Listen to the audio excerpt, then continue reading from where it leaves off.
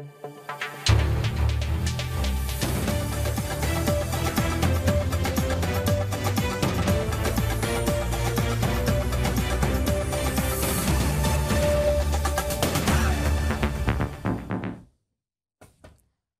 দর্শক, আমি জিন্নাতারা যশোয়া স্বাগত জানাচ্ছি আজকের সম্পাদকীয়তে।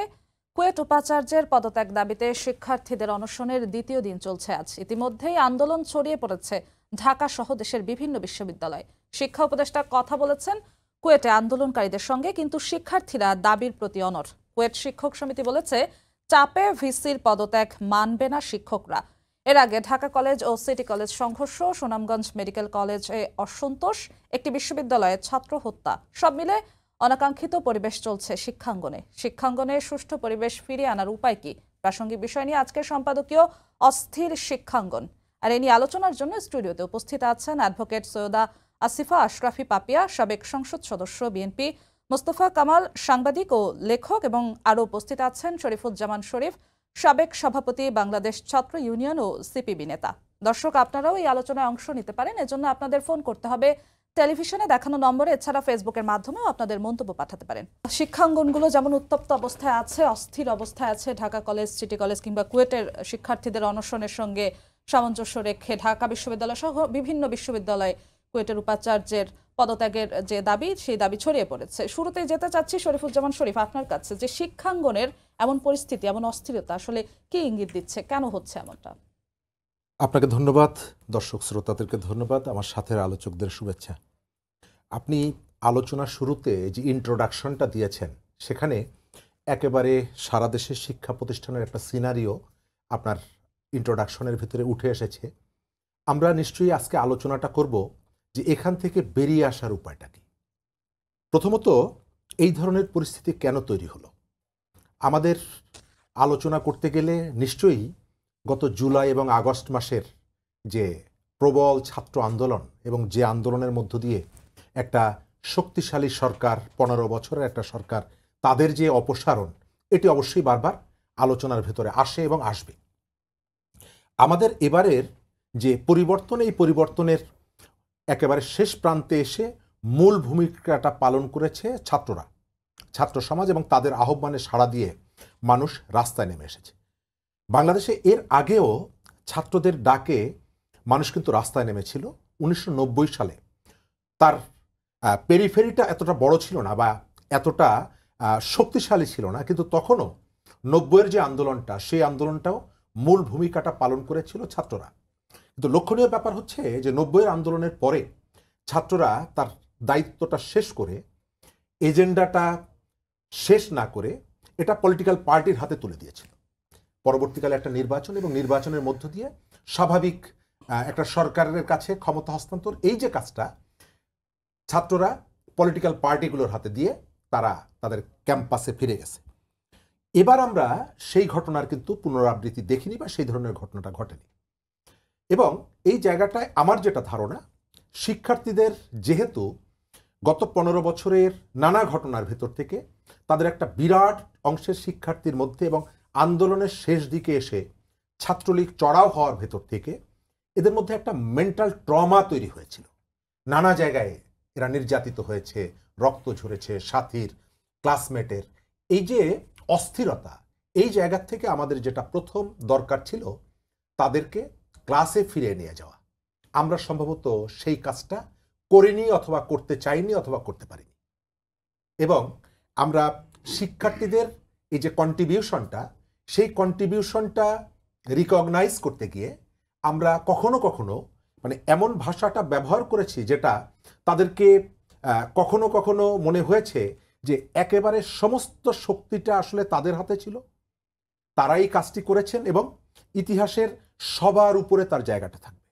এবং আপনি যদি খেয়াল করেন যে এই পরিবর্তনে বিভিন্ন শ্রেণী পেশার মানুষের অংশগ্রহণটা ছিল। আপনার নিশ্চয়ই মনে আছে, প্রেস ক্লাবের সামনে একজন রিক্সাওয়ালা স্যালুট দিচ্ছিলেন এবং ভাইরাল হয়েছিল। কিন্তু পরের যে সময়টা আপনি দেখবেন, সেই সময়ে সেই রিক্সাওয়ালার কথাটা আমরা কিন্তু মনে রাখিনি। একজন মা তার 1 বছর বয়সের শিশুকে, ঘুমন্ত শিশুকে কাঁধে নিয়ে হাতে একটা পানির বোতল শহীদ মিনারে যাচ্ছে, ছবিটা ভাইরাল হয়েছিল। আমরা ওই মায়ের কথাও স্মরণ রাখিনি। আমরা সবকিছু বলেছি যে শুধুমাত্র ছাত্ররা এবং রাষ্ট্রের যে দৃষ্টিভঙ্গি, এই দৃষ্টিভঙ্গিতেও আমরা কতগুলো ব্যত্যয় দেখেছি। আপনি আমাদের এখানকার যে আবর্জনা পরিষ্কার করার জন্য অনেকগুলো সংস্কার কমিশন করলাম আমরা, কিন্তু এই আন্দোলনে যে চ্যাম্পিয়ন যারা ছিল, এই আন্দোলনের যারা গুলির সামনে বুক পেতে দিয়েছে যে শিক্ষার্থীরা, সেই শিক্ষা ব্যবস্থাটাকে রিফর্ম করার জন্য, সংস্কার করার জন্য আপনি সেই ধরনের রাষ্ট্রের কোনো উদ্যোগ কিন্তু নেওয়া হয়নি। আপনি দেখবেন শ্রমিকদের নিয়ে সংস্কার কমিশন, নির্বাচন নিয়ে সংস্কার কমিশন, লোকাল গভর্নমেন্ট, নারী, প্রত্যেকটি জায়গায়। কিন্তু শিক্ষার জায়গাটা অথবা এই স্টুডেন্টদেরকে আমি ছেড়ে দিলাম কাদের হাতে? গত 15 বছরে যে সিস্টেমের ভেতর থেকে চলেছে সেই সিস্টেমের কাছে আমি ছেড়ে দিলাম এবং এখান থেকে তাদেরকে বের করে নিয়ে আসা। আমি ওই যে ট্রমার কথা বললাম, এই যে ঢাকা কলেজ এবং সিটি কলেজের মধ্যে প্রতিনিয়ত যে ঘটনাগুলো আমরা দেখছি, এটা নিয়ে সোশ্যাল মিডিয়ায় আমরা অভিযুক্ত করছি, আমরা ট্রল করছি, কিন্তু এটা তো বাস্তবতা। এই তরুণদের মধ্যে আমি তো মাঝে মাঝে তারুণ্যের কতগুলো উন্মাদনা দেখি। একটা কলেজের সামনে অন্য একটা শিক্ষার্থীর সঙ্গে তাদের মধ্যে একটু তর্ক হয়েছে, দল বেঁধে গিয়ে একটা শিক্ষা প্রতিষ্ঠানের সাইনবোর্ডটা খুলে নিয়ে আসা, এর ভেতর থেকে উন্মাদনা আছে। আপনি এই উন্মাদনা, নিশ্চয়ই এটাকে আমি পজিটিভলি দেখি না, কিন্তু এটিকে আপনি শুধুমাত্র পুলিশ দিয়ে কি এই উন্মাদনা দমন করতে পারবেন না। আপনি কি কখনো এদের সাথে কথা বলেছেন যে তারা কোনো ঘটনা ঘটলে এই ধরনের রিপারকাশনটা কেন দেখায়? করেননি। সেকেন্ড জায়গাটা, আপনি তাদেরকে প্রায়োরিটি দিতে গিয়ে, আপনি তাদের ওই যে কন্ট্রিবিউশনটাকে রিকগনাইজ করতে গিয়ে কতগুলো জিনিস ফুলিয়ে ফাঁপিয়ে ফেলেছেন। তার মানে আমি একটু যুক্ত করি, তার মানে কি তারা যেসব দাবি নিয়ে বিভিন্ন সময় শিক্ষার্থীরা আন্দোলন করছেন সবগুলো দাবি কি অযৌক্তিক? মোটেই না, মোটেই না। এই জায়গাটাকে যেভাবে ডিল করা উচিত ছিল আপনি প্রপারলি ডিলটা করেননি। যেমন 100-150 শিক্ষার্থী সচিবালয়ে যেদিন উঠে গেলেন, উঠে গিয়ে বললেন যে ইন্টারমিডিয়েট পরীক্ষা দেব না, আপনি নিশ্চয়ই মানে যেহেতু সাংবাদিকতার সঙ্গে আছেন, আপনি জানেন যে এর বাইরে হাজার হাজার লক্ষ লক্ষ শিক্ষার্থী তারা ইন্টারমিডিয়েট পরীক্ষাটা দিতে চাচ্ছিল, কিন্তু আপনি সিদ্ধান্তটা নিলেন ওই 150-200 শিক্ষার্থী যারা সচিবালয়ের 14 তলায় উঠে গেল। এই ঘটনাগুলোর ভেতর থেকে আজকে বিশ্ববিদ্যালয়, আমরাও পড়েছি, আমরাও বিভিন্ন আন্দোলন ইস্যুতে আমরা আন্দোলন করেছি। রাত 3টার সময় হঠাৎ করে বিশ্ববিদ্যালয় থেকে একটা মিছিল বেরিয়ে গেল, কি কালকে ডাকসু নির্বাচন চাই। আপনি এই জায়গাটায় শুধুমাত্র যখন এই প্রতিষ্ঠানগুলোতে আপনি দায়িত্ব পালন করছেন, আপনি শুধুমাত্র একজন একাডেমিশিয়ান না, আপনাকে ম্যানেজমেন্টের কতগুলো ক্যাপাসিটিও আপনাকে থাকতে হবে। জি, আপনি এই জায়গাগুলোকে আপনার নজর রাখতে হবে। আপনার কাছে আবারও ফিরবো। আশরাফি পাপি, আপনার কাছে একটু ফিরতে চাই এই বিষয়টি ধরেই, শরীফুজ্জামান শরীফের কথা ধরে, যেমনটা বলছেন যে কিভাবে ডিল করতে হয়, বলছিলেন যে সেভাবে ডিল করা হয়নি শিক্ষার্থীদের, সে কারণে সচিবালয়ের মতো ঘটনা ঘটেছে বা এরপরেও ঘটনা ঘটেছে। আপনার চোখে কি মনে হয় যে কেন ঘটছে? হ্যাঁ, এটা ব্যাপারটা হচ্ছে কি যে বৈষম্য বিরোধী ছাত্র আন্দোলন, বৈষম্য বিরোধী ছাত্র আন্দোলন, জনতা আছে, মা আছে, শিশু আছে, সকল রাজনৈতিক দলের পরিচিত মুখ ছাড়া, মানে একবারে নেতৃত্ব স্থানীয় জাতীয় নেতারা ছাড়া সবাই সর্বস্তরের সব জায়গায় কিন্তু নামছে, কিন্তু নামটা হচ্ছে কি বৈষম্য বিরোধী ছাত্র আন্দোলন। এখন বৈষম্য বিরোধী ছাত্র আন্দোলনের যারা নেতা, আপনি হাসনাত সার্জিসের কথাই বলেন, তো তারা ছাত্রদেরকে নিয়ে তাদের চিন্তা চেতনা কমিশন কি, ওই জায়গায় তারা কিন্তু নাই। তাদের বক্তব্য বিবৃতি শুনলে মনে হয় যে ব্রিটেনের সংবিধান তারাই রচনা করছে, আমেরিকার সংবিধান তারা রচনা করতে যাচ্ছে এবং বাংলাদেশের সংবিধান তারা রচনা করবে, এবং তারা যেই সংবিধান রচনাটা করবে ওটাই বাংলাদেশকে মানতে হবে। তারা 71-এর মুক্তিযুদ্ধের অস্তিত্বকে অস্বীকার করে এই আগস্ট জুলাইকে 71-এর চেয়েও বেশি কিছু মূল্যায়ন করতে চায়। আমাদের যে কোনো 15 বছর সরকার বিরোধী আন্দোলন, আমাদের তার প্রতি আমাদের কোনো অশ্রদ্ধা নাই, অসম্মান নাই। আমরা নিজেরা 50টা মামলার আসামি হয়েছি, রাতের বেলা বাড়ি থাকতে পারি নাই, রং পানি খাইছি, পুলিশের মায়ের খাইছি, রিমান্ডে যে থানার বারান্দা নিয়ে আমাদেরকে ফেলে রাখছে। কত মানুষ অপহৃত হয়েছে, আজও ফেরত আসে নাই, কত মানুষ নিখোঁজ হয়েছে, গুম হয়েছে। সমস্ত কিছুর ফল মিলে তো জুলাই আগস্টের একটা ব্যাপার। এই ক্ষোভটা তো 2 দিনে দানা বাঁধেনি, এই ক্ষোভটা তো শুধু আত্মগোপনে গোপনে দানা বাঁধেনি, এটা তো প্রকাশ্য দিবালোকে দানা বাঁধা জিনিস, এবং সরকারের অপকর্মটা প্রকাশ্য দিবালোকে। ভুক্তভোগী সর্বস্তরের মানুষ, শুধু যে বিএনপি ভুক্তভোগী তা না, শুধু যে সাংবাদিক ভুক্তভোগী তা না, একটা রিক্সাওয়ালা ভুক্তভোগী হয়েছে, ইভেন যারা প্রকৃত আওয়ামী লীগ করতো তারাও কিন্তু তাদের দ্বারা হাইব্রিড আওয়ামী লীগের কাছে নির্যাতিত হয়েছে। একটা আওয়ামী লীগের ভোটাররা ভোট দিতে যায়নি, দরকার হয়নি। কেন হয়নি? যে সরকার সাপ্পাসিল মেরে দেবে। এই যে পরিস্থিতিটা এখন, এইখানে ছাত্র আন্দোলনের যে সমন্বয়কেরা, তারা তো ছাত্রদেরকে তাদের শিক্ষা প্রতিষ্ঠানে ফেরত যে তাদের দাবি দাবার সমস্যাগুলো ওইখানে যে একটা প্রক্রিয়ার ভিত্তিতে সমাধান করে তাদেরকে যে বুঝ দেওয়ার ব্যাপারটা, সেটা যখন বুঝ দিচ্ছে না, তারা যখন বুঝ পাচ্ছে না, যখন তখন দেখবেন ওই সায়েন্স ল্যাবের ওখানে 7 কলেজ আন্দোলন, গোটা ঢাকা শহর অচল। তুতুমির কলেজের ওখানে যে দেখবেন বন্ধ, ওই পাশটা পুরো অচল। পলিটেকনিক ইনস্টিটিউট লং মার্চে আসবে বলে হুঁশিয়ার। এই যে সমস্ত ব্যাপার স্যাপার, এদের আপনি কোনো বক্তব্য দেখছেন? এই ছাত্র প্রতিনিধিদের বিবৃতি দেখছেন? তারা তো ট্র্যাকের বাইরে চলে আসছে অলরেডি। তাদের ওই ছাত্রদের ব্যারাকটা, ওই শিক্ষা প্রতিষ্ঠানটা, ওই 4টা দেওয়ালটা, এইটা যে আগে অক্ষত রাখতে হবে। এবং ওই শিক্ষা প্রতিষ্ঠান, ওই 4টা দেওয়াল, ছাত্রদের রাজনীতি 15-20 বছরের না থাকার কারণে আজকে 15টা বছর আমরা নির্যাতিত হয়েছি। প্রকৃত অর্থে ছাত্র রাজনীতি, প্রকৃত অর্থে ছাত্র নেতৃত্ব, প্রকৃত অর্থে ছাত্রদের নেতৃত্বের বিকাশ, সংসদ নির্বাচন, সম্মেলন, নবীনবরণ, এগুলো ইয়ারলি ধারাবাহিকভাবে যদি হতো, তাহলে ছাত্র নেতৃত্ব গড়ে উঠতো, প্রতিবাদী কণ্ঠ থাকতো, এবং কোনো সরকারি এইরকম নির্যাতনকারী হওয়ার ক্ষেত্রে ছাত্ররাই কিন্তু প্রতিবন্ধকতা হিসেবে কাজ করত। ছাত্র রাজনীতিটা নির্মূল করার কারণে শেখ হাসিনা ওয়াজেদ আরও ব্যাপক নির্যাতন করার একটা সুন্দর স্বাস্থ্য পরিবেশ পেয়েছে। 80 বছরের একটা লোক প্রতিবাদের ভাষা হবে একরকম, আর একটা তারুণ্যের উচ্ছলতার প্রতিবাদ হবে আর এক রকম। 60 বছরের একটা লোক জায়নামাজে বসে দোয়া করবে স্বৈরাচার নিপাত যাক, আর 13 বছরের একটা কিশোর একটা পতাকা নিয়ে বন্দুকের কাছে জীবন দিতে উৎসর্গ করতে দ্বিধাবোধ করবে না। আপনি 9 বছরের আন্দোলন দেখেন এরশাদ বিরোধী, শুধু চিটাগাঙের লাশের উপরে ট্রাক দিয়ে তো মানুষকে মারছে, তারপর ছায়ে পুরাই রূপান্তরিত করছে, ছাই পুরাইছে, যে মানুষকে যাতে শনাক্ত করতে না পারে। আপনার দীপালি সাহা থেকে, নূর হোসেন থেকে, শাহজাহান সিরাজ থেকে, জেহাদ থেকে, ডাক্তার মিলন থেকে কত মানুষ যে শহীদ হয়েছে। তো বাংলাদেশের ইতিহাসটা শহীদ হওয়ার ইতিহাস, আন্দোলনের ইতিহাস, যুদ্ধের ইতিহাস। তা আমরা শিক্ষা প্রতিষ্ঠান থেকে আন্দোলন করার পর আমাদের নেত্রী আমাদেরকে দিয়ে আন্দোলন করায় নিয়ে আমাদের শিক্ষা প্রতিষ্ঠানে ফেরত পাঠিয়ে দিছে। ভিপি হও, জিএস হও, নির্বাচন করো, পরে জাতীয় রাজনীতিতে আসো। খেয়াল করে দেখেন 80 থেকে 90 সাল পর্যন্ত ছাত্র দলের এমপি আমানুল্লাহ আমান, আর এরা দল করে ফেলেছে।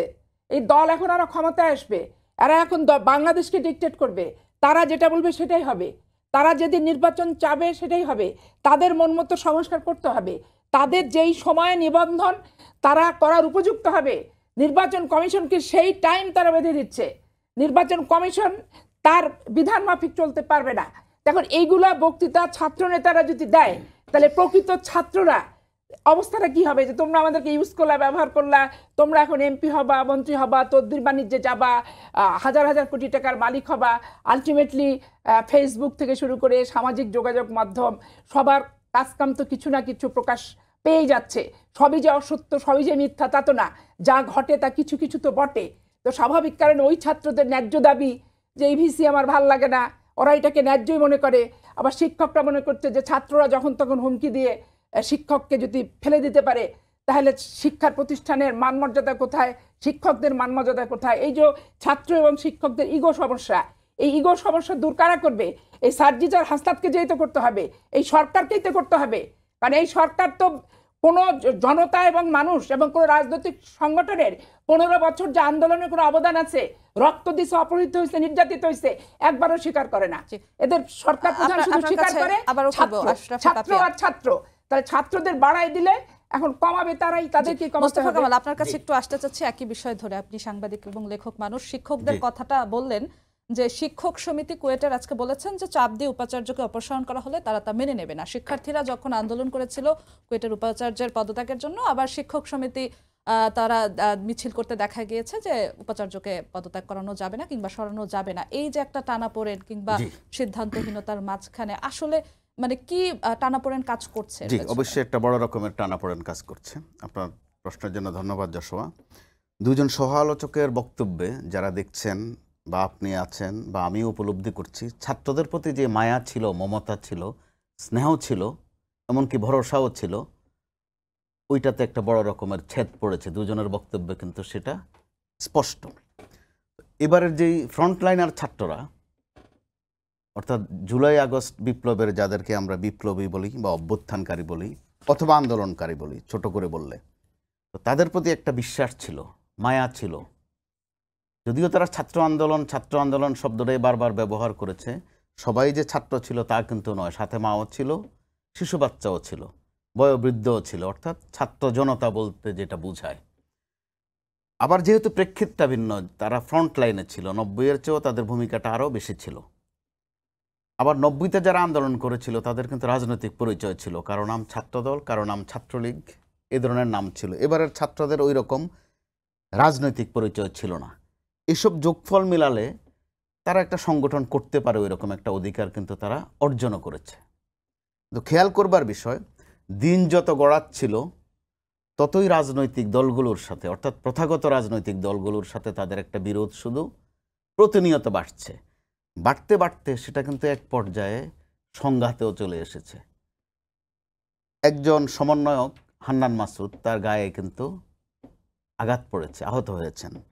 আরেকজন সমন্বয়ক তখনকার, এখন আছেন উপদেষ্টা মাহফুজ সাহেব, যিনি, তার বাবাকে আহত করা হয়েছে। সর্বশেষ আবার দেখেন, প্রাইমেশিয়া ইউনিভার্সিটিতে যে খুন হলো, ওখানে ছাত্রদের বিরুদ্ধে কিন্তু অভিযোগটা, তাহলে কি দাঁড়ালো? রাজনৈতিক দলগুলোর সাথে বিরোধ, আর সর্বশেষ আপনার প্রশ্ন অনুযায়ী এখন তাদের সাথে শিক্ষকদেরও বিরোধ বেঁধে গেছে। অর্থাৎ তারা কিন্তু একদিকে আওয়ামী লীগের কমন শত্রু, ক্রমান্বয়ে তারা বিএনপিরও কিন্তু প্রতিপক্ষ হয়ে গেল, এরই মধ্যে হয়ে গেছে অন্যান্য সংগঠনগুলো থেকেও, কারণ তাদের বিরুদ্ধে নানান অভিযোগ যেগুলো অত্যন্ত অনাকাঙ্ক্ষিত। আর যারা বিজয়ী হয় তারা এক অর্থে বড়, আর বড়দের কাছে আকাঙ্ক্ষা বেশি থাকে, তাদের দায়বদ্ধতা বেশি। আপা যেটা বলছেন, বলতে হচ্ছে যে বিএনপিরও অবদান ছিল, সেটা বলার অপেক্ষা রাখে না। অর্থাৎ ছাত্রদের হাইটটা এত বেশি আমরা করে ফেলেছি, তাদেরকে এত আদরে রেখেছি, এত মাথায় তুলেছি, অল্প সময়ের মধ্যে তারা নিজেরাও নিচে নামছে, আবার আমরাও তাদেরকে নিচে নামাচ্ছি। এখানে তাদের প্রতি মায়াও যাচ্ছে, ভরসাটা কিন্তু এর মধ্যে কমে গেছে। আমি কতগুলো শব্দ ব্যবহার করেছি যে মায়া, মমতা, স্নেহ, সেগুলো কমে গেছে, ভরসার জায়গাটাও আপাতত আর নেই। সেই সাথে একটা শঙ্কাও যাচ্ছে। আমরা যদি একদম কাছের একটু ঘটনা দেখি, শ্রীলঙ্কায়, ওখানেও কিন্তু ছাত্রদের ব্যাপক অবদান ছিল। অল্প সময়ের মধ্যে ওই ছাত্ররা কিন্তু ক্লাসে ফেরত গেছে। আবার ঠিক অল্প কয়েক বছর আগের ঘটনা, তিউনিসিয়ায় যেটা ঘটেছে, যেটাকে আমরা জেসমিন বিপ্লব বলি, ওই বিপ্লবও কিন্তু ছাত্রদের এইরকম ভূমিকা ছিল। তিউনিসিয়ায় এই পর্যন্ত 4টা নির্বাচন হয়েছে, ছাত্ররা আছে এখনো ফ্রন্ট লাইনে থাকতে চায়, কিন্তু ওই লাইনে তারা নাই। তারা কোথায় আছে? কেউ আছে পরপারে, মৃত্যু হয়েছে অনেকের, সংঘাতের মৃত্যু হয়েছে, কেউ আছে কারাগারে, আর কেউ কেউ জানে বাঁচার জন্য দেশ ছেড়ে পালিয়েছে। ওই উদাহরণ সামনে আনলে এই যাদেরকে মায়া করি, মমতা করি, এই ছাত্রদের জন্য কিন্তু একটু শঙ্কা জাগে। সেটা আমি দুই একটা টক শোতে বলেছি, দুই একজন সমন্বয়কের সাথেও, তারা দেখলাম যে খুব একটা গ্রাহ্য করছে না, যে সেটাতে তারা খুব একটা ভয় পায় না। আপনি দেখেন, যখন হান্নান মাসুদ আহত হলো, তার এলাকায় গিয়ে আহত হলো, গণমাধ্যমের ভাষাগুলো কী ছিল? যত না লেখা হয়েছে আহত হয়েছে, তার চেয়ে বেশি কেউ কেউ লিখেছে পিটুনি খেয়েছে, কেউ কেউ লিখেছে ধোলাই খেয়েছে। এসব শব্দের মধ্যে কিন্তু ভিন্ন একটা অভিব্যক্তি প্রকাশ পায়, অর্থাৎ মায়া প্রকাশ পায় না, মমতা প্রকাশ পায় না। তো এই দিক থেকে ছাত্রদের কিন্তু একটা দায়িত্ব আছে, নিজের উপলব্ধির দায়িত্ব। আবার যারা সিনিয়র আছেন তাদেরও দায়িত্ব আছে তাদেরকে বোঝানোর। এরই মধ্যে যখন তারা আবার শিক্ষকদের সাথেই মোটামুটি বিরোধ বেঁধে গেছে, আবার Dhaka college to city college যেই T20 টুর্নামেন্টের মতো চলছে, আমাদের গণমাধ্যমের অসহায়ের মতো আমরা ধারাভাষ্য বর্ণনা করতে হচ্ছে। খুব দুঃখজনক, কিন্তু তারা ছাত্র, মানে আমাদের কারো না কারো সন্তান। তো এরকম একটা পরিস্থিতিতে আমরা পড়ব, সেটা আমাদের সবার জন্য দুর্ভাগ্য। আর আন্দোলনের ক্রেডিট সবাই চায়, যখন একটা আন্দোলন সফল হয় তখন সবাই দাবি করে কে বেশি সামনে ছিল, কে একটু পেছনে ছিল। সেটা আমাদের 71 ওই ঘটনা আছে কিন্তু, যে মুক্তিযুদ্ধের সময় ঘোষণার সময় কে ডানে ছিল, কে বামে ছিল, কে কলমে গিয়ে দিয়েছিল, কে কাগজটা হাতে রেখেছিল, এটা দোষের কিছু নয়। তো এবারের ক্ষেত্রে কিন্তু খুব একটা বিরোধ ছিল না, সবগুলো রাজনৈতিক দলে বলছিল যে ছাত্ররা ফ্রন্টলাইনার, স্নেহের চোখেই বলছিল। ক্রমে যখন ছাত্ররা নানান কিছু নতুন নতুন শব্দ ব্যবহার শুরু করলো, যে প্রক্লামেশন বলে, কখনো কখনো বলে যে গণভোট লাগবে, কখনো বলে যে সংসদের নানান কক্ষের কথা বলে, হানা ভোট চায়, আবার গণপরিষদ কি ভোট জিজ্ঞাস করলে ক্লিয়ার করতে পারে না, কিন্তু শব্দগুলো উচ্চারণ করে। আবার এটাও তো বাস্তব, যদি সত্যি যখন কোনো বিপ্লব হয় বা গণ অভ্যুত্থান হয়, ওই প্রক্লামেশনের দায়িত্ব কিন্তু যারা ঘটায় তাদেরই। তো এই ছাত্ররা পরীক্ষায় পাশ করেছে। কি পরীক্ষায়? আন্দোলনের পরীক্ষায় পাশ করেছে। এটা আমাদের বাস্তব জীবনেও হয়, কিছু আদুবাই থাকে, বছরের পর বছর একই ক্লাসে পড়ে, পাশ করে না। আমি আপনাদেরকে খাটো করছি না, বিএনপি সহ বিভিন্ন দলগুলো বছরের পর বছর, ঈদের পর, রোজার পর, শীতের পর আন্দোলন করেছে, হয়তো সফল হয়নি, কিন্তু মাঠটা গরম করেছে। ছাত্ররা 36 দিনে অনেক কিছু করে ফেলেছে আদরের চোটে, আমরা কিন্তু এটা বলছি কয়েকদিন, কিন্তু এটা ভালো করিনি।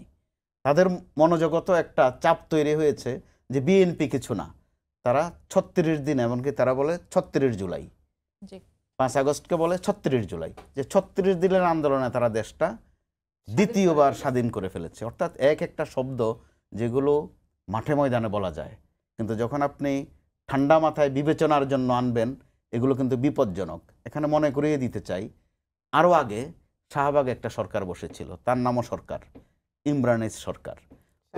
ওই সরকার সাহেব হঠাৎ করে একটা হুকুম দিতেন যে আগামীকাল 9টায় সবাই যে যেখানে আছেন ওখানে দাঁড়িয়ে থাকবেন, হুকুম তামিল হয়ে যেত।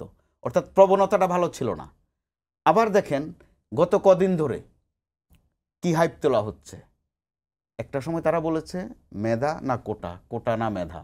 গত কদিন থেকে তারা শুরু করেছে সংস্কার না নির্বাচন, নির্বাচন না সংস্কার। এর মধ্যে আবার ঈদের ছুটির মধ্যে আরেক হাইপ কে তুলেছে আপনি খুঁজে পাবেন না, কিন্তু মাথা নাড়ার লোক অনেক আছে, যে অন্তত 10 বছর না হোক 5টা বছর ডক্টর ইউনূসকে রাখা দরকার। অর্থাৎ এরকম নানান যে ন্যারেশন তৈরি হচ্ছে, যেতে চাচ্ছি না আমরা এই ছাত্র এর মধ্যে আন্দোলনের আলোচনায় থাকতে চাচ্ছি। এই আলোচনার কারণেই দেখা যাচ্ছে সুযোগ তৈরি আবার হচ্ছে। ফিরবো আমরা একটু যাচ্ছি শরীফুজ্জামান শরীফ আপনার কাছে। আপনাদের তিনজনের কথায় একটি বিষয় কমন ছিল, যে ছাত্ররা আন্দোলনে যে ভূমিকা পালন করেছে তাতে তাদেরকে মাথায় তোলা হয়েছে এবং এক পর্যায়ে গিয়ে তারা নিজেরাও নিচে নেমেছে, এবং এখনকার যে পরিস্থিতি তৈরি হয়েছে তার পেছনে অনেকটা তারা দায়ী। কিন্তু তাদেরকে ক্লাসে ফিরিয়ে নেওয়া সম্ভব হয়নি। কেন সম্ভব হয়নি? দায়টি কার? ধন্যবাদ। আমি আলোচনার মধ্যে আমি শুধুমাত্র বৈষম্য বিরোধী প্ল্যাটফর্মটাকে ফোকাস করতে চাচ্ছি না। এখানে আরও অনেকগুলো স্টেক হোল্ডার আছে, ছাত্র সংগঠনগুলো আছে, যারা এই গণ অভ্যুত্থানের নানাভাবে পেছন থেকে সামনে থেকে ভূমিকা রেখেছে। আমি ক্যাম্পাসগুলোতে গণতান্ত্রিক পরিবেশ ফিরিয়ে আনার ক্ষেত্রে যে উদ্যোগটা থাকা দরকার ছিল, সেই উদ্যোগটা আমার চোখে পড়েনি। বলা হয়েছে যে দলীয় ব্যানারে কোনো সভা সমাবেশ করা যাবে না, আপনি বিভিন্ন শিক্ষা প্রতিষ্ঠানে দেখছেন। কিন্তু যারা এই কথাগুলো বলছে, খেয়াল করে দেখবেন সেই প্রতিষ্ঠান থেকে অনেক বড় বড় ছাত্রনেতা বেরিয়ে এসে এক একটা ছাত্র সংগঠনের মূল দায়িত্বে আছে। তার অর্থ হলো যে সেখানে আপনি হিডেন কতগুলো অ্যাক্টিভিটি করছেন, কিন্তু পাবলিক ফোরামে এসে আপনি বলছেন যে এখানে কোনো রাজনীতি করা যাবে না। দ্বিতীয় জায়গাটা, আমাদের যে রেসপন্সিবিলিটির জায়গাটা, যে গণ আন্দোলনে বৈষম্য বিরোধীদের যে ভূমিকাটা, আমি এদেরকে ফোকাস করি এই কারণে, তাদের এই সময়কালে অনেক কিছু করার সুযোগ ছিল।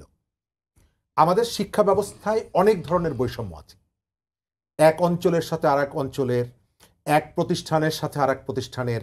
শিক্ষা প্রতিষ্ঠানগুলোতে আপনি একমত হবেন যে গবেষণার পরিবেশটা নেই, যে বরাদ্দ হচ্ছে কোথাও পর্যাপ্ত বরাদ্দ নেই, আবার কোথাও যে বরাদ্দটা হচ্ছে তার প্রপার ইউটিলাইজেশন হচ্ছে না। আমি মনে করি যে 5ই আগস্টের পরে এই যে প্ল্যাটফর্মটা এই ধরনের কতগুলো উদ্যোগ নিতে পারত। আপনি খেয়াল করে দেখবেন, একটা সন্তান, আপনার আমার ভাই বা ছেলে মেয়ে ক্লাস 8 থেকে 9-এ উঠছে একটা স্কুলে, শুধুমাত্র তার একটা খাতা বদল হচ্ছে, একই শিক্ষক, একই স্কুল, এক রুম থেকে আর এক রুমে যাচ্ছে ফাইনাল রেজাল্টের পরে, কিন্তু তাকে 8,000 টাকা রিঅ্যাডমিশন ফি দিতে হচ্ছে জানুয়ারির মধ্যে। এ ধরনের অনেক ঘটনা কিন্তু আছে। আমি মনে করি যে বৈষম্য বিরোধী এই যে শিক্ষার্থীরা এই জায়গাগুলোকে যদি অ্যাড্রেস করত, তাহলে আমাদের শিক্ষার ক্ষেত্রে অনেকগুলো ইতিবাচক পরিবর্তনটা এখানে আনা যেত। বিভিন্ন জায়গায় রাজনৈতিক পট পরিবর্তনের পরে শিক্ষকরা যেভাবে আক্রান্ত হয়েছে, আনুষ্ঠানিকভাবে দায়িত্বটা তো বৈষম্য বিরোধী ছাত্র মোটেই না, আন্দোলনের মোটেই দায় না। নয়। কিন্তু যেহেতু এই স্টুডেন্টদের রিপ্রেজেন্ট করছিল তারা, এবং খুব প্রভাবশালী একটা জায়গায় তাদের ছিল, তাদের একটা কথায় অনেক কিছুই হয়েছে, আমি উদাহরণ দিতে চাই না, কিন্তু তাদের সরকারকে সেন্সিটাইজ করার মতন যথেষ্ট ক্যাপাসিটি এবং ক্যাপাবিলিটি এখন পর্যন্ত আছে। আমরা এই ছাত্র নেতাদেরকে শ্রদ্ধা করতে চেয়েছিলাম, এটা আমি বিভিন্ন জায়গায় বলি, কিন্তু আমি তাদের অ্যাটিটিউড দেখে বুঝি তারা শ্রদ্ধার থেকে তাদেরকে যাতে আমরা ভয় পাই এটি তারা চান। এবং কখনো কখনো অনেকগুলো ঘটনা তারা ঘটিয়েছেন, এবং এক ঘটনার ভিতর থেকে অনেক জায়গায় বার্তাও পৌঁছে গেছে।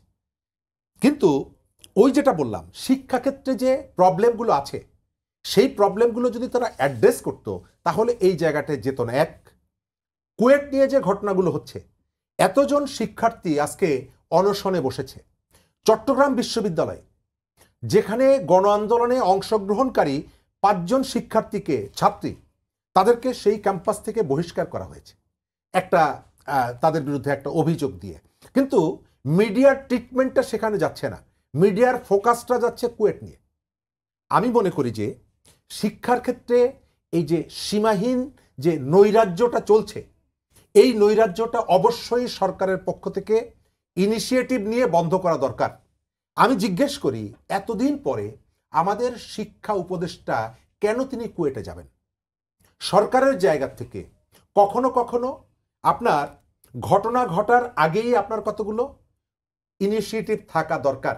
আমাদের খুব প্রিয় শিক্ষক যিনি দায়িত্বে আছেন, অনেক দিনের আমাদের পরিচিত, আমি তো স্যারের কাছে প্রত্যাশা করেছিলাম যে স্যার দায়িত্ব নিয়ে প্রথম যে উদ্যোগটা নেবেন, তার একটা উদ্যোগ হবে এই যে কুয়েটের এই পরিস্থিতি, যে শিক্ষার্থীরা আমরণ অনশনে বসেছেন, তারাও যেমন আমাদের ভাই, আমাদের বন্ধু, আমাদের ছোট ভাই, একই সঙ্গে আমরা যে অভিযোগটা শুনছি যে শিক্ষকদের গায়ে শিক্ষার্থীরা হাত তুলছে, এটা যদি সত্য হয় তাহলে আপনাকে ধরে নিতে হবে আপনি, সভ্যতা তো মানুষকে এগিয়ে নিয়ে যায়, আপনি এখানে পুরো একটা সমাজকে ক্রমশই অন্ধকারের দিকে নিয়ে যাচ্ছেন।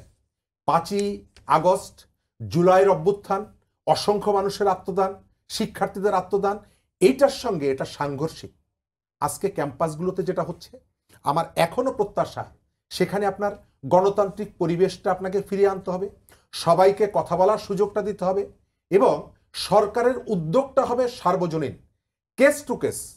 ওই যে চট্টগ্রাম বিশ্ববিদ্যালয়ের কথা বললাম, সেখানে শিক্ষার্থীরা যেহেতু উপাচার্যের সাথে ভিন্নমত পোষণ করেন, উপাচার্য তাদেরকে যেহেতু পছন্দ করেন না, অপছন্দ করেন, সুতরাং এই সুযোগে তাদের বিরুদ্ধে আমি একটা অ্যাকশনে যাব, তাদেরকে শিক্ষা জীবনটাকে শেষ করে দেব, আবার অন্য একটা জায়গায় অন্য একটা ইনিশিয়েটিভ নেব। আমি তো শিক্ষা উপদেষ্টার কাছে প্রত্যাশা করতে চাই, তিনি যেভাবে কুয়েটে ছুটে গেছেন, একইভাবে তাকে চট্টগ্রাম বিশ্ববিদ্যালয়ের পরিস্থিতিটা দেখতে হবে। ঢাকা বিশ্ববিদ্যালয় যেটি বলছিলাম, আমরা অনেক সময় দেখেছি নানা ধরনের পরিস্থিতি, উপাচার্যরা, শিক্ষকরা, এই প্রতিষ্ঠানের যারা অভিভাবক, আপনি যাই বলেন না কেন, আপনি নিশ্চয়ই একটা বিশ্ববিদ্যালয় বা শিক্ষা প্রতিষ্ঠান থেকে এসেছেন। একজন শিক্ষক যতই আপনার উপরে রাগান্বিত হোক না কেন, আপনাকে বকা দিক না কেন, শাসন করুক না কেন, শিক্ষকের সামনে দাঁড়িয়ে আপনি মাথা উঁচু করে তার চোখে চোখ রেখে কথা বলতে পারেন না। এই যে পরিবেশটা, সেই পরিবেশটাকে ফিরিয়ে নিয়ে যাওয়ার জন্য ছাত্র এবং শিক্ষকের মধ্যে এই জায়গাটা আমাদেরকে অবশ্যই যেতে হবে। কিছুক্ষণ আগে বিবিসি বাংলার একটি খবর দেখছিলাম যে কুয়েটের উপাচার্য অধ্যাপক মোহাম্মদ মাসুদ বলছিলেন যে সরকার তাকে সরিয়ে না দিলে তিনি নিজে থেকে পদত্যাগ করবেন না।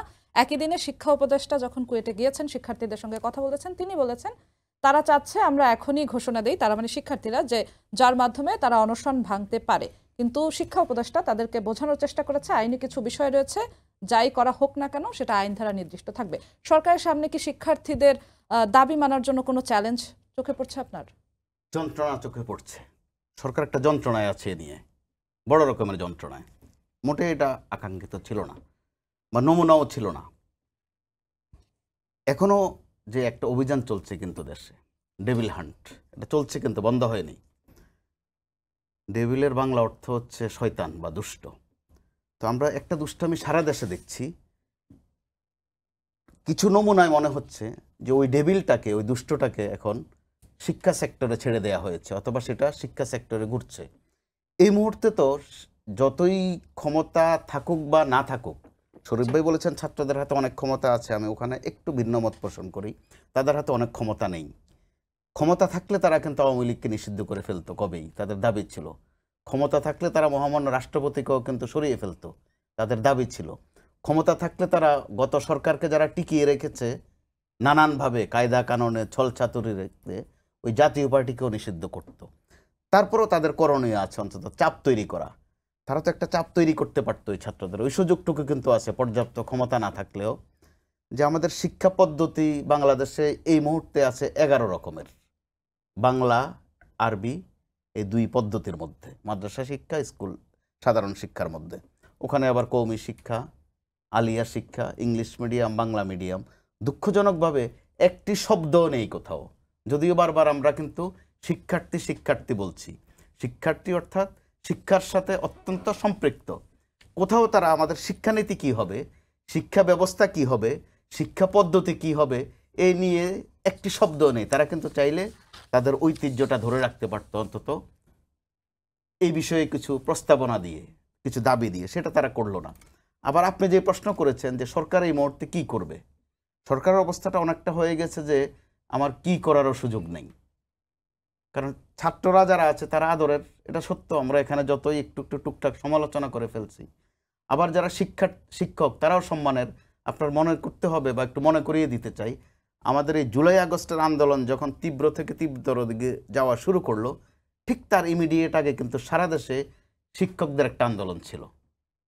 তারা শিক্ষা প্রতিষ্ঠান বন্ধ করে ফেলেছিল। ওটাতে নৈতিক সমর্থন পায়নি, কারণ ওই আন্দোলনটা ছিল অর্থনৈতিক কিছু প্রাপ্তির বিষয় ছিল। শিক্ষকরা একটা সুপার স্কেলের বেতন চাচ্ছিলেন, মানুষও কিন্তু গ্রাহ্য করেনি ওইটা। ছাত্ররাও শিক্ষকদের পাশে দাঁড়ায়নি। কিন্তু এই মুহূর্তে আমাদের তো আরও জানার ইচ্ছা ছিল যে সারা দেশে বিভিন্ন কলেজ ইউনিভার্সিটিতে কতজন ভাইস চ্যান্সেলর বা কতজন অধ্যক্ষ এখনও পলাতক আছেন। এখন পর্যন্ত কিন্তু সরকার থেকে কোনো তথ্য দেওয়া হয়নি।